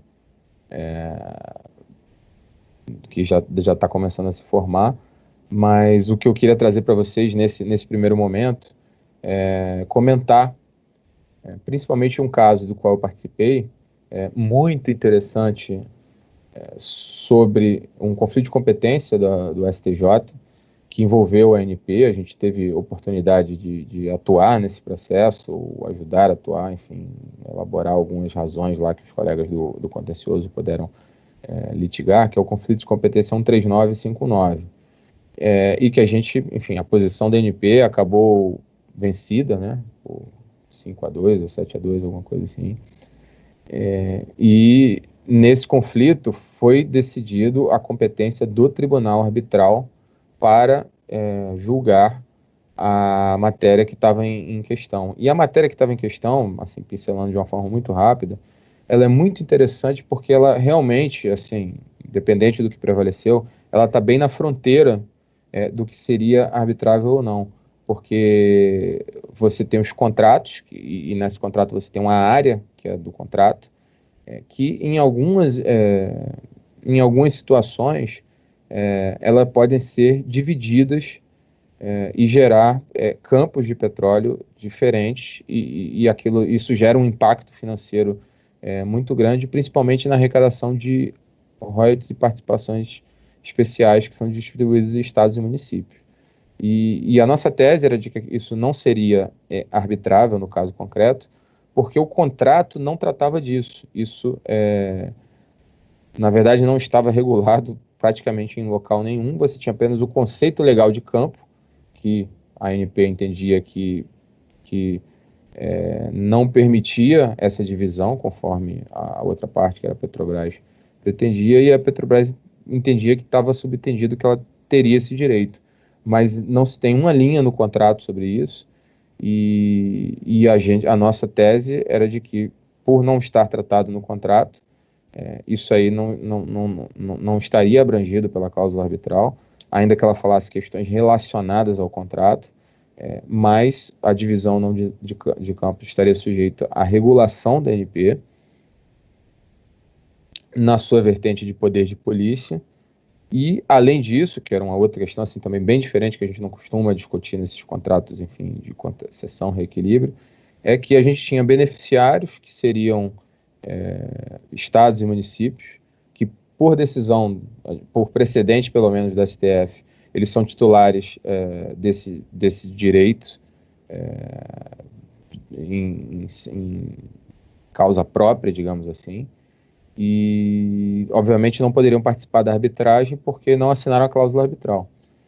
Mas o mais... Bom, não foi isso que o STJ entendeu nesse caso, mas o mais interessante é que ele reconheceu com todas as letras o princípio da competência, ou competence, com alguns problemas técnicos sérios. E, enfim, a gente está aqui exercendo o direito de crítica, ele é livre, e obviamente não foi isso que prevaleceu, mas em outros acórdãos essa questão volta a ser rediscutida de certa forma. Mas o grande problema técnico desse caso, na minha opinião, é que, apesar de falar do conflito do conceito de competence, nesse caso, se fosse por essa base, ele tinha que julgar competente o juízo arbitral para dizer primeiro quem era o competente. Mas, ao longo do acórdão, ele pega e diz que é o juízo arbitral competente. Então, assim, ele descumpre o princípio da competência que ele acabou de enunciar ali na ementa do acordo. E, dentre outros problemas, ele fala que é possível, sim, os estados, porque eles vão poder participar do processo arbitral, e depois a gente já imaginava antes, e depois, na prática, a gente viu que essa participação não era como parte, e por não ter assinado a cláusula arbitral, teve uma resistência muito grande. Então, mas isso aí serviu como um grande precedente, que é amplamente citado, e ainda não é reiterado. E nós tivemos, em outro caso, que até as colegas também começaram a comentar, que é o conflito de competência 151-130, esse julgado pela outra seção do STJ, e às vezes eu até me confundo um pouco, mas essa primeira que eu comentei foi pela primeira sessão do STJ, e esse segundo, esse 151-130, foi pela segunda sessão, a sessão de direito privado, que é o que envolve a cláusula compromissória do Estatuto Social da Petrobras. E, por que não dizer, também com sérios problemas técnicos, o acórdão, mas ele foi em sentido contrário. Eles entenderam, o STJ, que o pleito indenizatório ali, ele fugiria muito de uma discussão meramente societária, porque já estava envolvendo a atuação do governo, a culpa na Operação Lava Jato, tudo, e eles colocam pretensão que transcende ao objeto societário e julgam o conflito de competência para determinar a competência do juízo estatal. Aí a gente, enfim, vai poder fazer algumas críticas, tanto a essa questão de se essa é uma questão societária ou não, porque envolveria na prática os atos supostamente abusivos de um controlador, envolve, enfim, questões até de direito internacional, porque a gente teve ações dessas parecidas nos Estados Unidos, que foi feito um acordo lá pela Petrobras, como foi divulgado na mídia. E também, algumas vezes, o texto do acordo se afasta muito das discussões mais comuns sobre, enfim, arbitrabilidade objetiva. E aí ele fala, com todas as letras, que, em tal contexto, considerando a discussão prévia acerca da própria existência da cláusula compromissória em relação ao ente público, circunstância que se evidencia inaplicável à regra da competência, sobressai a competência exclusiva do juiz estatal para o processamento e julgamento das ações indenizatórias movidas por investidores acionistas da Petrobras em face da União e da companhia. Então, ele afasta, enfim, totalmente o princípio da competência. Então, são duas posições, assim, bastante até antagônicas entre as duas sessões, e cada sessão abrange duas turmas, então, praticamente, é como se o STJ tivesse dividido no meio sobre essa questão. E aí eu comento nessa linha, tentando comentar assim, um pouco só sobre cada acórdão, para também não passar muito o tempo. Tem um outro acórdão que eu gostaria de citar, que ele dá um caminho para a gente. Nesse caso, não envolve, enfim, é um conflito de competência entre o juiz arbitral e o juiz estatal, mas que não envolve necessariamente a administração pública ou uma entidade estatal.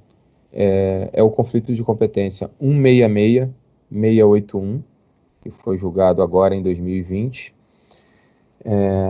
e ele traz uma questão interessante. É um conflito de competência no qual ele considera que não foi configurado um conflito de competência.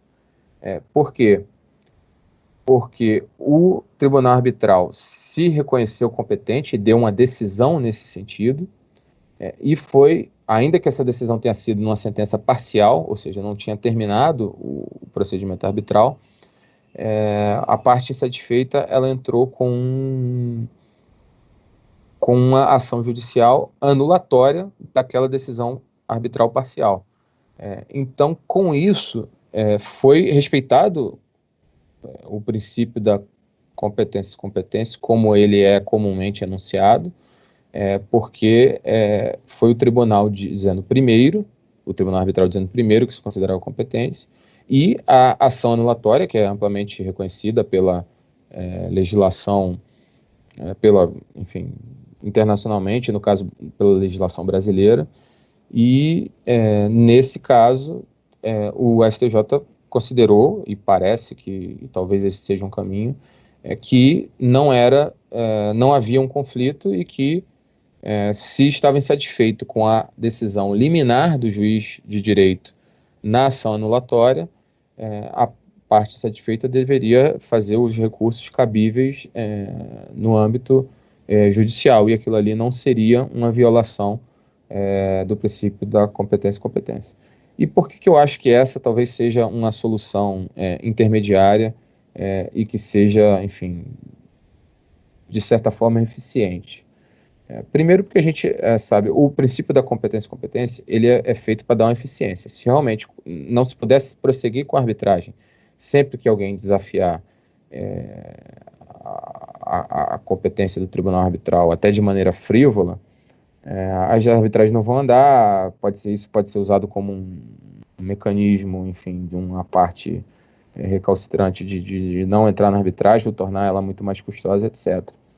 Mas a gente tem o outro lado, que a gente apresentou de forma muito forte nesse caso do nosso conflito de competência, que envolvia o campo de Jubarte, que também você conduzir toda uma arbitragem, principalmente uma arbitragem, no caso, multibilionária e com questões técnicas muito complicadas que dependeriam de contratação de peritos e assessoria técnica e mobilização de uma quantidade gigantesca de recursos de ambas as partes. Num caso que acabe sendo decidido como não arbitrável, é um desperdício de energia e de recursos muito grande, e aí deixa de ser também eficiente a arbitragem nesse sentido. E, enfim, na época nós entramos, porque a gente achava, enfim, realmente que era uma bola dividida, mas que a gente considerava que não seria arbitrável aquela questão, em que pese a gente acha que a arbitragem é um meio excelente de resolução de litígios como um todo.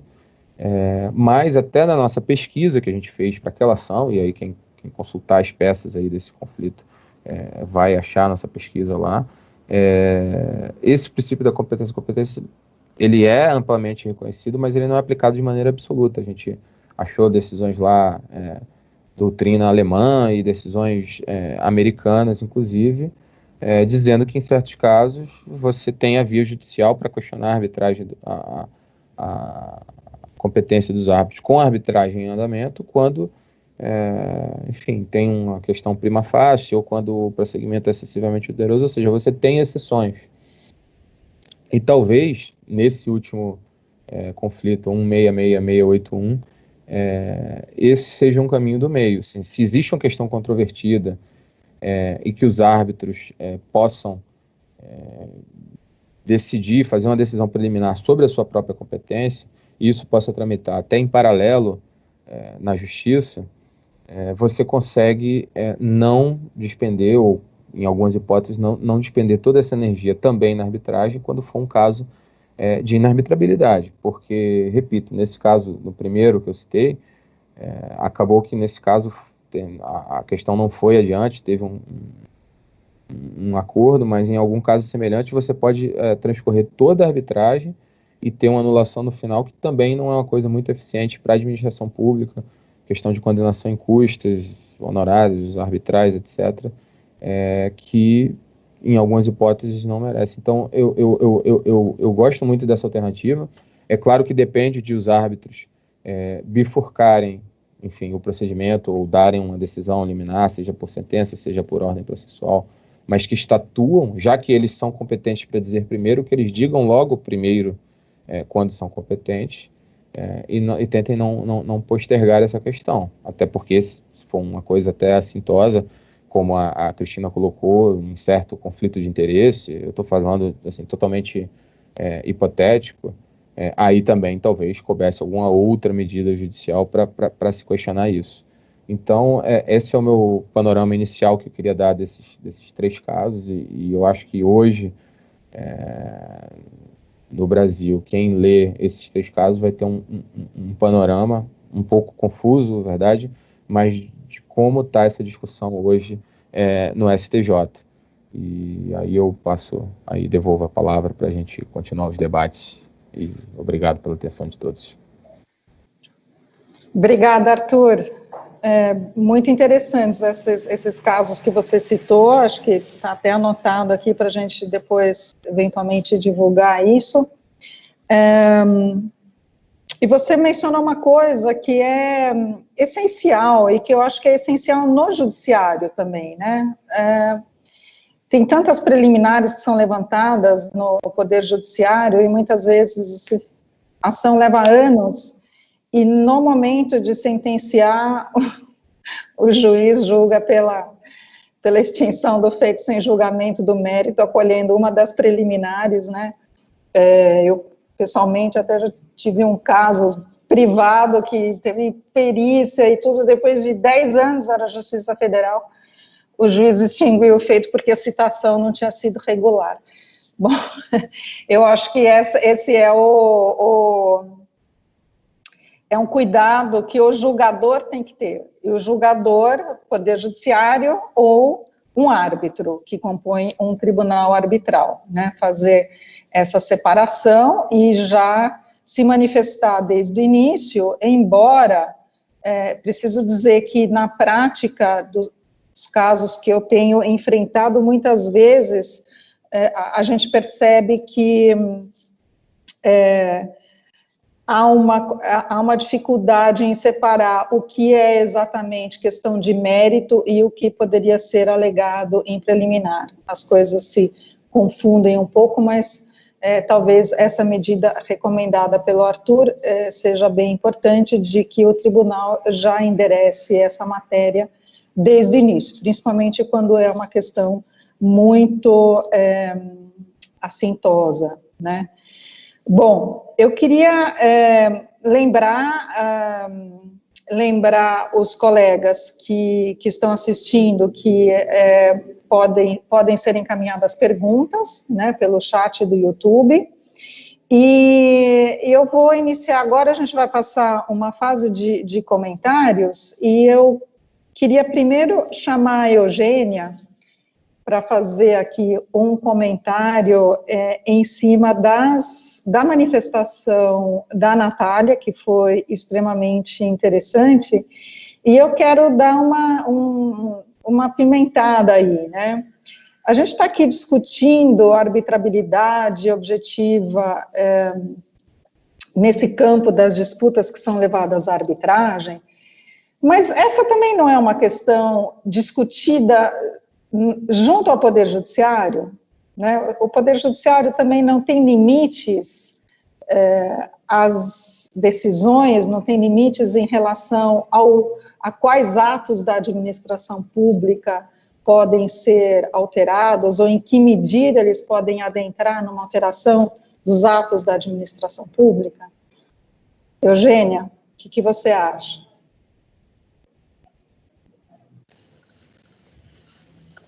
Oi, Cris. Bom, tem um campo aí muito grande de atos da administração pública, cada vez esse campo está maior, que são os atos discricionários da administração. Então, esses atos discricionários da administração, eles envolvem uma avaliação de mérito do administrador público sobre qual é a solução mais adequada ao interesse público em um determinado caso concreto. Esses atos discricionários, eles existem, inclusive, em relação aí a contratos administrativos. E o que ocorre? Ocorre que existe uma grande discussão em relação à possibilidade do Poder Judiciário se imiscuir no mérito desses atos.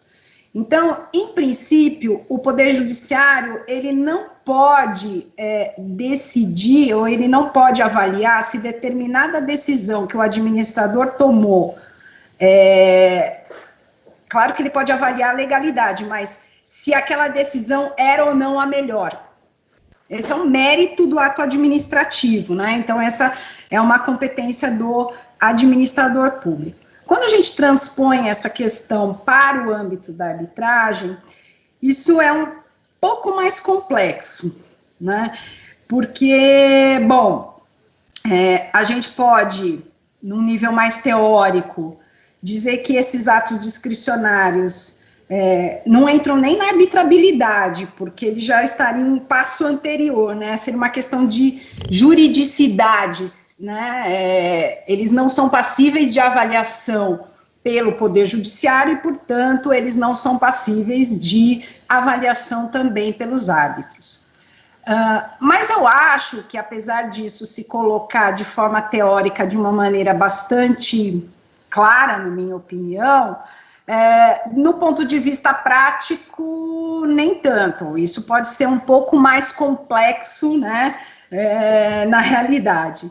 Então, eu, novamente, acho que o que, na prática, acaba acontecendo é que essas questões, elas vão ser levadas aos árbitros e, com base no princípio da competência, eles vão acabar decidindo se esses atos são ou não passíveis de serem julgados aí pelo tribunal arbitral. Eu acho que, na prática, é isso que vai acontecer.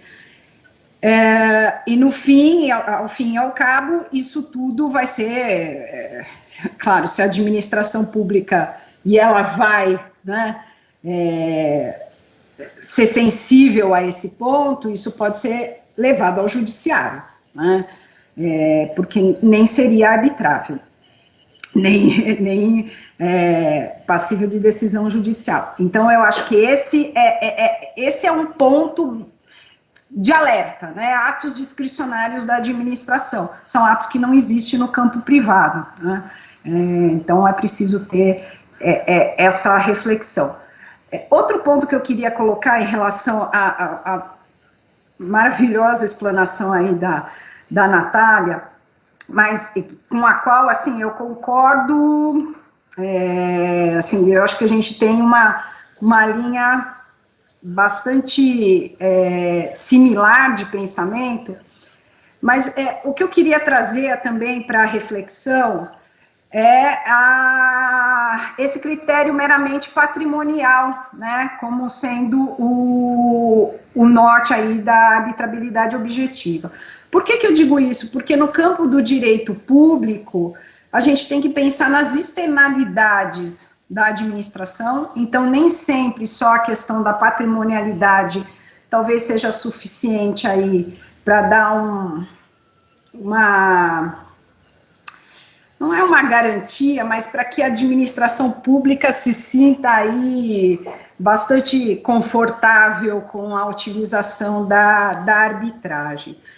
Só para trazer um exemplo, né, se a gente for pensar no âmbito tributário, e eu sei que a gente está discutindo bastante agora, arbitragem tributária, né, esse é um tema que está aí efervescente, no campo tributário é um campo eminentemente patrimonial, né, mas ao mesmo tempo que ele é patrimonial, o poder de império da administração, ele se impõe aí de uma maneira absurda, né. Então, se a gente trouxer isso só para o campo da patrimonialidade, assim, minha sensação, talvez a administração passe a fugir um pouco da utilização da arbitragem, porque ela vai ter o poder de império dela aí,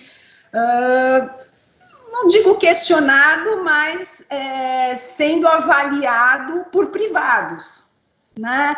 Então, assim, eu acho que trazer só para o campo da patrimonialidade, talvez para a administração pública seja algo bastante sensível. E valendo lembrar que a utilização de arbitragem pela administração pública, ela não é assim, fora do Brasil.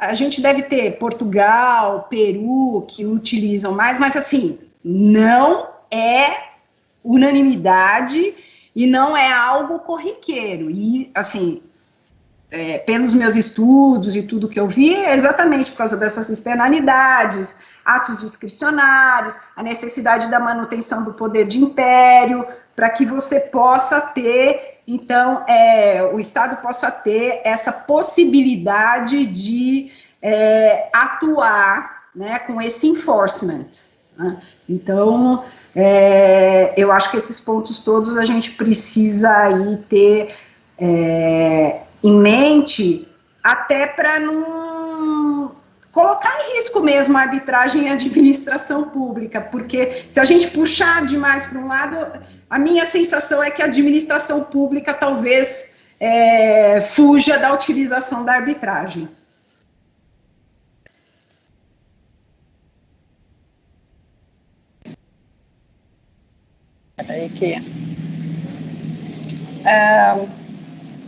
Nessa linha desses inúmeros conflitos que podem surgir, dessa zona cinzenta, porque como eu acho que já ficou bem claro que, assim, existe aquilo que a gente sabe que não pode ir, né, existe aquilo que a gente sabe que pode ir, né, e aos poucos vão se delineando situações concretas que, uma vez ocorridas e discutidas e trabalhadas, vai surgindo, então, aí um tipo de uma jurisprudência, um entendimento que, em relação a isso, é ou não arbitrável, né?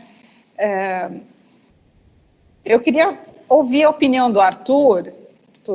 O que você acha, e dos demais aqui também, claro, o que você acha num contrato de concessão que está sendo estruturado, que na minuta do contrato já conste a limitação do escopo da arbitragem. Quer dizer, no seu caso, em que você trabalha numa agência reguladora, em que medida não seria eficiente já ser definido desde plano aquilo que o poder público não quer que vá para a arbitragem, seja porque ele entende que entra no campo da não arbitrabilidade, seja porque ele não quer que isso vá para a arbitragem. É lógico que, nessa situação, simplesmente limitar o escopo porque o poder público, o poder concedente não quer que vá para a arbitragem, ele tem que lidar também com todo o aspecto negativo, com toda a mensagem negativa que ele solta para o mercado, né? De falar, olha, eu quero arbitragem, mas eu quero, não tudo, mas... Enfim, considerando essas situações de zona cinzenta mesmo, em que medida vocês acham que seria eficiente a cláusula de arbitragem já fazer esse recorte do que ela não quer que vá para a arbitragem? Olha, Cristina, acho que essa é uma ótima pergunta. A gente, em discussões internas, óbvio, principalmente, assim, a arbitragem é um instituto novo, a gente tem, enfim, gestores públicos, ou até mesmo colegas que, por ser uma coisa nova, elas têm alguma restrição, e muitas vezes nessas discussões que a gente teve, seja de redação de cláusulas, seja discussões preparatórias de minutas, de algo que se tornou futuramente aquele decreto lá da infraestrutura sobre arbitragem, essa tendência muito grande de tentar limitar demais as matérias. Isso tem uma vantagem e tem uma desvantagem. Nesse debate, como estava assim, algumas propostas bastante restritivas, eu tentava assim, sensibilizar as pessoas com que eu estava debatendo, e acho que de certa forma funcionou, que a gente tem que tomar muito cuidado que quando você pega um litígio e exclui uma parte dele da arbitragem, você vai ter um problema terrível, que o que você, pelo princípio da inafastabilidade de jurisdição, o pessoal falava, nossa, mas o tribunal vai poder fazer isso. Eu falo, olha, se você botar que o tribunal não pode fazer isso, você vai ter um juiz de primeiro grau em liminar podendo fazer isso.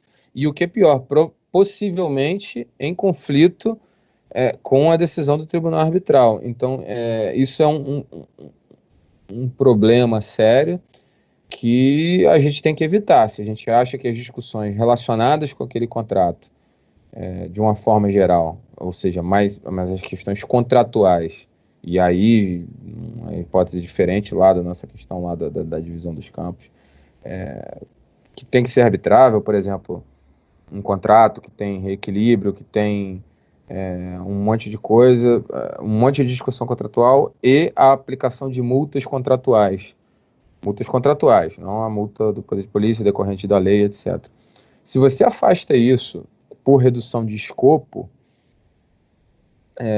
isso aí pode ir para a justiça. Assim, se você estiver discutindo coisas muito semelhantes na arbitragem, você, assim, não é nem de que vai ser melhor ou que vai ser pior, porque se você acha que na justiça vai ser melhor, você não bota a causa arbitral e pronto.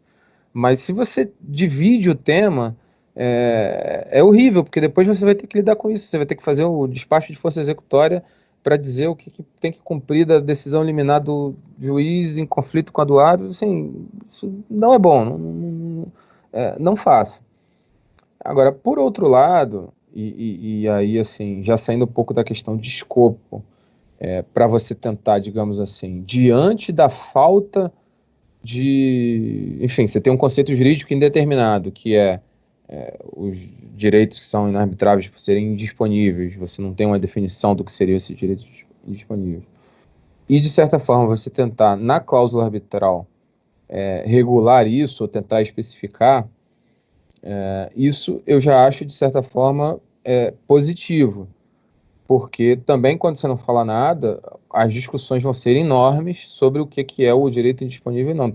Então, se você puder solucionar isso, ou se você não puder solucionar tudo, mas algumas questões que possam até ser polêmicas, mas que, de alguma forma, você já está tranquilo sobre que não está na zona cinzenta e que pode ser falado, é o ideal que fale. E assim foi feito no nosso contrato de concessão, e também no modelo, nas discussões lá que viraram decreto, mas não excluindo temas, mas sim dizendo o que era arbitrável. Então, e salvo engano, inclusive as multas contratuais, a aplicação de multas contratuais, que obviamente é uma decorrência de um inadimplemento contratual. Então, isso aí, se você tenta separar, não vai dar certo. Então, a gente tentou reduzir essa área cinzenta para o que estava claramente dentro e apontar o que está dentro. Mas ao invés de apontar o que está fora, e óbvio que ainda podem surgir questões assim de bola dividida, e até o caso que eu comentei, mas espera-se que sejam menos e que com o amadurecimento, até decisões, enfim, judiciais, arbitrais, etc., você possa amadurecer essas questões também, mas não se estava maduro para traçar uma linha totalmente,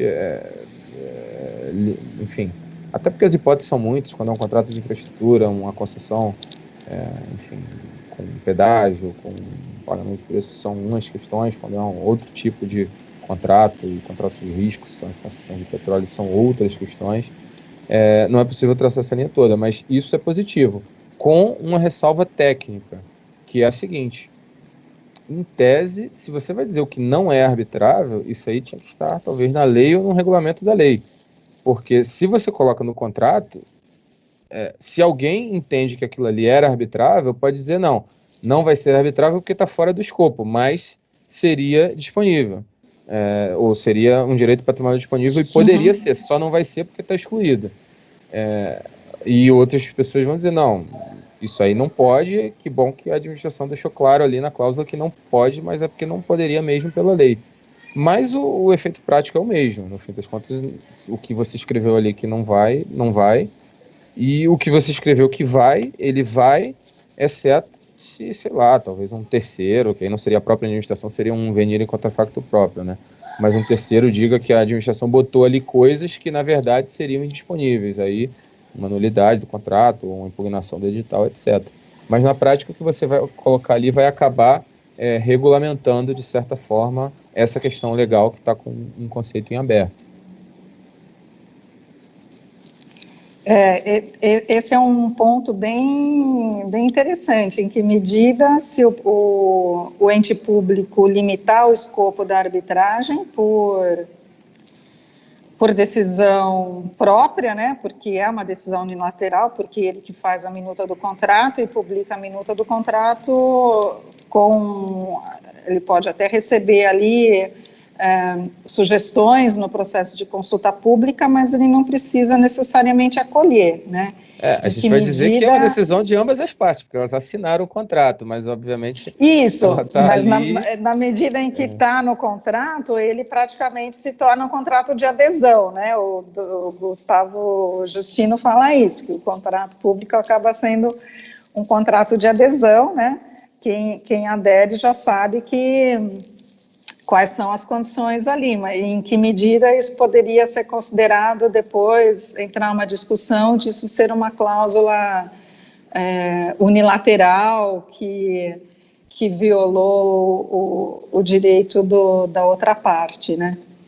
Mas, enfim, eu queria passar a palavra para a Adriana. Adriana, você tem participado aí de algumas arbitragens envolvendo o poder público, né, representando empresas estatais. Tem alguma situação dessas que você tenha enfrentado, que você queira ou possa compartilhar nesse momento? Qual a sua impressão em relação a isso? Bom, vamos lá. Em termos de cláusula, as cláusulas que a gente tem trabalhado, elas não têm nenhuma especificação a respeito do que pode e o que não pode ir. Eu acho essa uma abordagem boa, porque dá uma maior flexibilidade, de certa forma, né? E o que eu acho que seria pior, que alguns casos que a gente vê, às vezes, em alguns editais, são os editais que colocam justamente as matérias negativas, o que não pode ir, porque acaba dando uma certa confusão, ou a pior hipótese possível, que até a cláusula que fala do que pode ir, a cláusula que fala do que pode não ir, do que não pode ir, e fica aquele limbo da zona cinzenta, né? Essa acho que é a pior hipótese possível, em termos de insegurança jurídica. Agora, com relação à experiência que eu tenho dessa abertura propiciada pela cláusula, ela é boa, porque justamente dá essa maior flexibilidade, essa maior possibilidade de olhar para o caso a caso, ter uma decisão que considere as particularidades de cada situação, mas, por outro lado, ela gera uma certa insegurança jurídica com relação à discussão de determinados temas.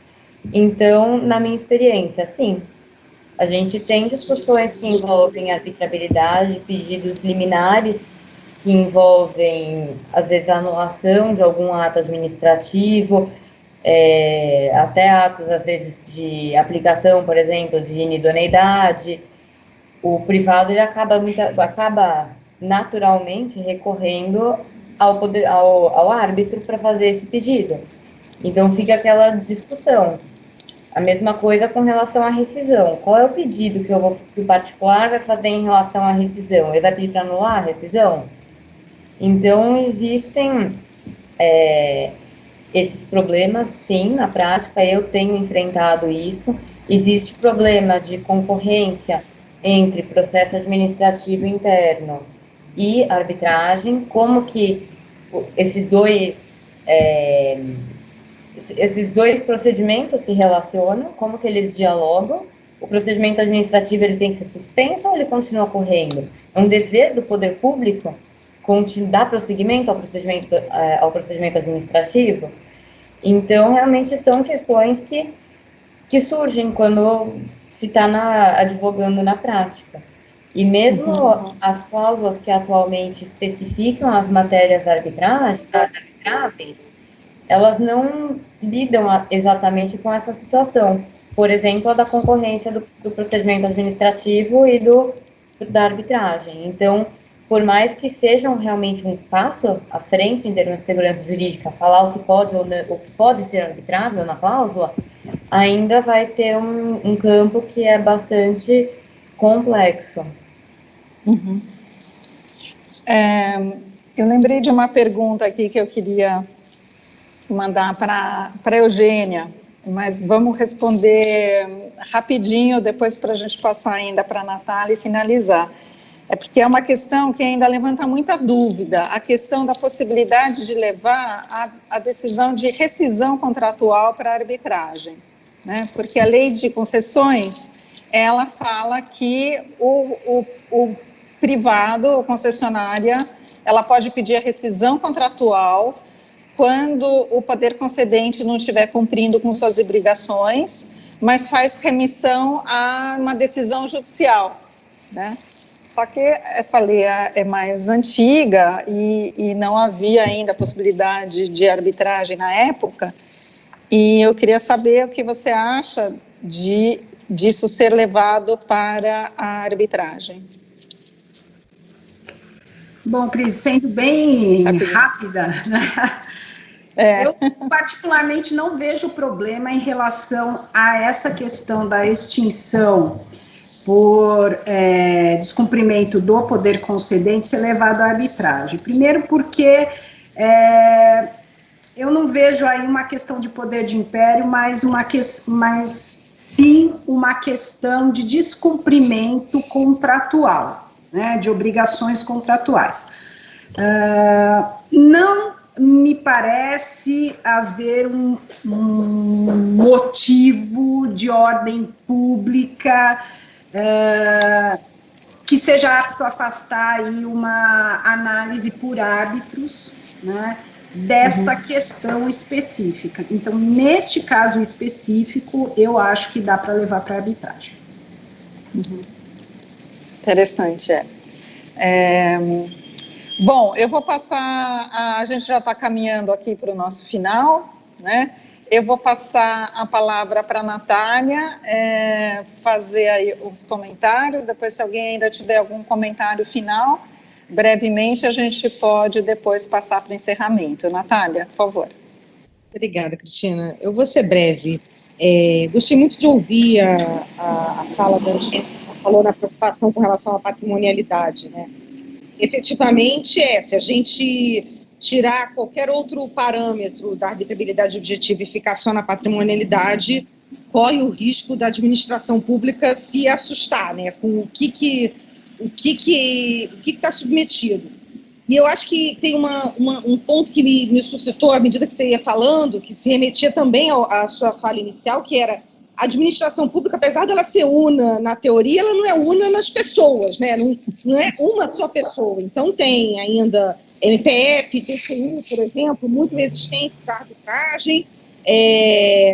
Então, a despeito de ter uma ala toda favorável a implementar e fazer com que dê certo a arbitragem, existe ainda muita resistência. Mas talvez pensando sempre em segurança jurídica e pelo olhar do player privado, eu acho que a administração pública ganha se ela for o mais transparente possível com relação à intenção dela de eu quero arbitragem, mas eu quero arbitragem onde, em que temas e de que matéria, né, de que maneira, né? Enfim, é por isso que eu tentando fazer o link com o que o Arthur falou, eu endosso totalmente o que ele falou. Eu acho que cláusulas compromissórias com redução de escopo criam um problema na prática, né, porque você sempre fica na dúvida bom, mas isso aqui é exatamente, por exemplo, se eu tiro o direito de voto, isso aqui é exatamente direito de voto ou não é direito de voto? Né? Anulação de assembleia tem a ver com direito de voto ou não tem a ver com direito de voto? As partes quiseram excluir ou não? E aí quem decide?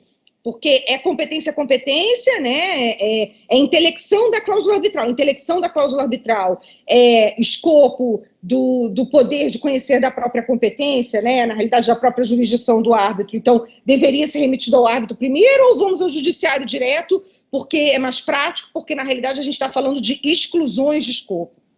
Concordo com tudo que o Arthur falou, mas tentando pensar também pela ótica do player privado e juntando com essa questão da patrimonialidade que a Eugênia falou, o que eu acho é que o player privado ganha diante de cláusulas exemplificativas, né? Se a administração colocar um rol não taxativo de situações que ela entende arbitráveis, ela já dá um conforto para o player privado, no sentido de que, olha, eu não vou ter uma discussão se uma multa contratual é arbitrável ou não. Eu posso ter discussão se a multa é só contratual ou se ela também tem base na legislação, enfim, e no exercício do poder de polícia da administração, que aí já é um outro problema. Mas se a multa for estritamente contratual, se for uma cláusula penal prevista no contrato, por exemplo, eu já me afastei de qualquer discussão.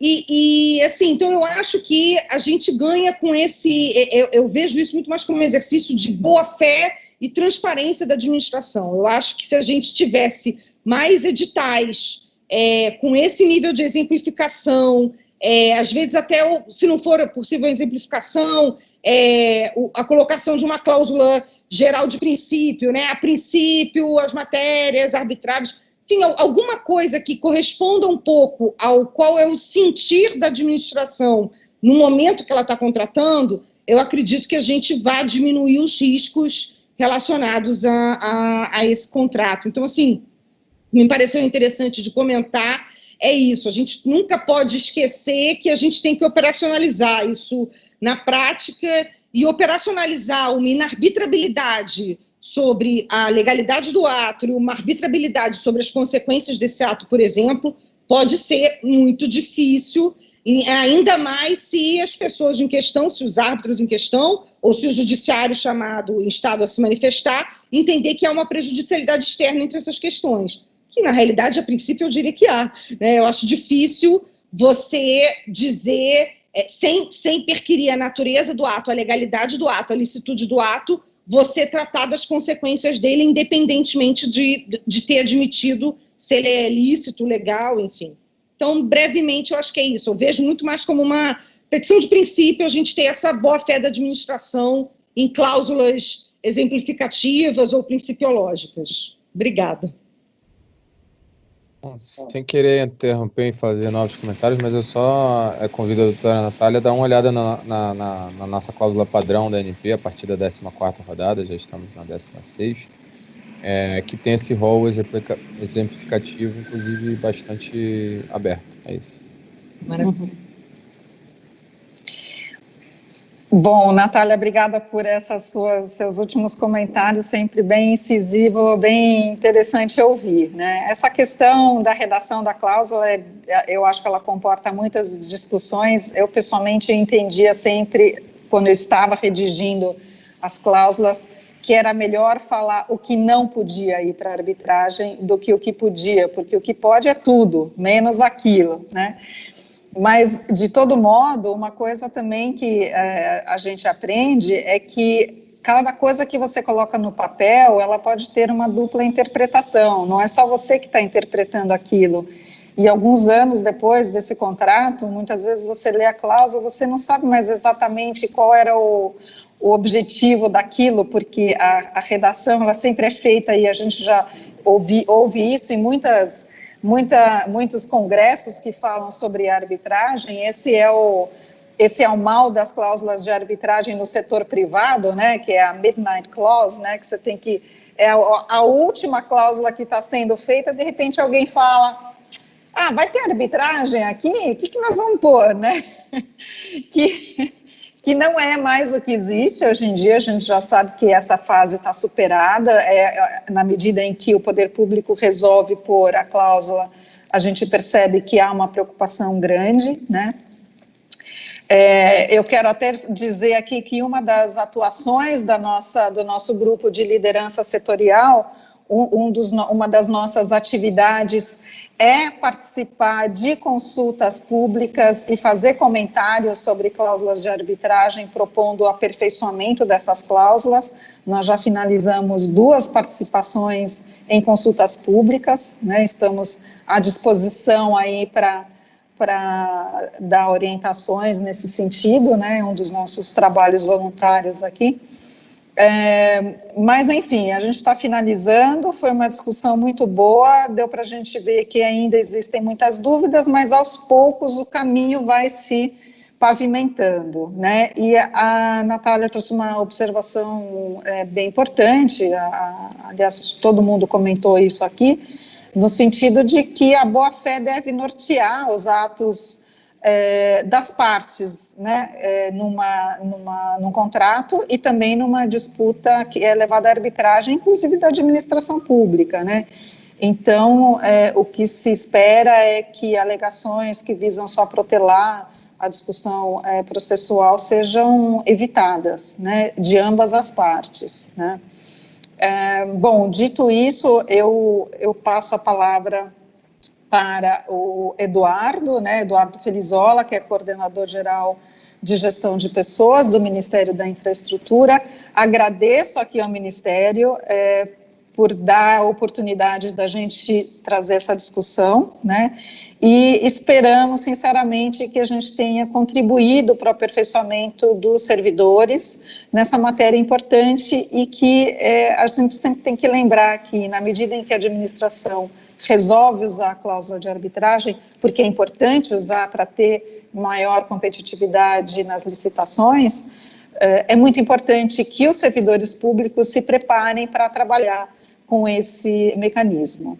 Então, agradecendo aqui mais uma vez a oportunidade, agradecendo a cada um dos participantes, né, eu passo a palavra, então, para o Eduardo. Cristina, muito obrigado, boa noite a todo mundo, em nome da Coordenação Geral de Gestão de Pessoas aqui do Ministério da Infraestrutura. É uma honra e um prazer a gente receber capacitações desse nível, e eu fico feliz, né, pelo fato de poder reunir tantas pessoas ao mesmo tempo, tão conhecedoras dessa matéria, que agora está muito em voga, está muito em pauta nas ações que a gente tem executado aqui no MINFRA, principalmente porque a gente está lidando com a situação envolvendo a liquidação, a análise de liquidação, ou a gestão do inventário das empresas públicas, né, que fizeram parte do então Ministério dos Transportes.